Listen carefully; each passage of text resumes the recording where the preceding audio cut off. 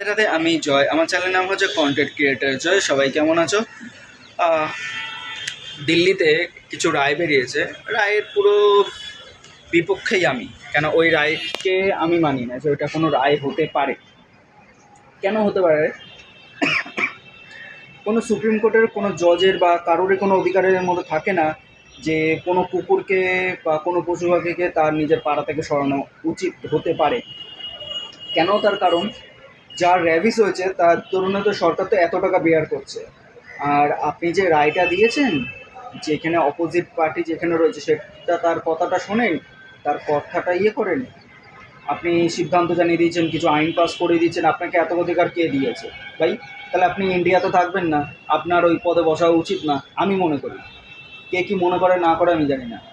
আপনি এত বড় সিদ্ধান্ত নিয়ে নিয়েছেন যে কেউ যদি আটকায়, সে তার নিজের সিদ্ধান্ত নিয়ে আটকাবে, তারপর তার জেল হবে। আপনি কে ভাই? আপনি যে মাইনে পাচ্ছেন সেটা আমার টাকায় পাচ্ছেন, সমস্ত জনগণের টাকায় পাচ্ছেন। আপনাকে এত অধিকার কে দিয়েছে? ওদের জন্য জিনিস কিনছি বলে তার জন্য হচ্ছে আপনি মাইনেটা পাচ্ছেন। ভাই এত সাহস আপনি দেখাবেন না। আমার তো মনে হয় যে আপনার ওই পদে বসানোই উচিত না। আপনি ওই পদ থেকে ছেড়ে দিন। কেন? আপনি স্ট্রেট টকের উপরে এত আপনার অসুবিধা। আপনি নিজে কি করেছেন যে আপনার এত বড় সাহস দেখাচ্ছেন আপনি?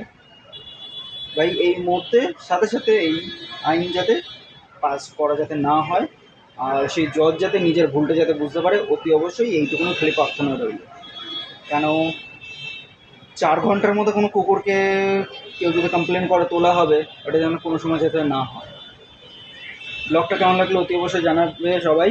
আর এইটুকুনি আমি সবার কাছে প্রার্থনা করব, যাতে সবাই যাতে এইভাবেই যাতে এগিয়ে আসে। কেন? কারোর অধিকারের মধ্যে পড়ে না যে কেউ কোনো কুকুরকে সেই তার নিজের জায়গা থেকে ওঠাতে পারে।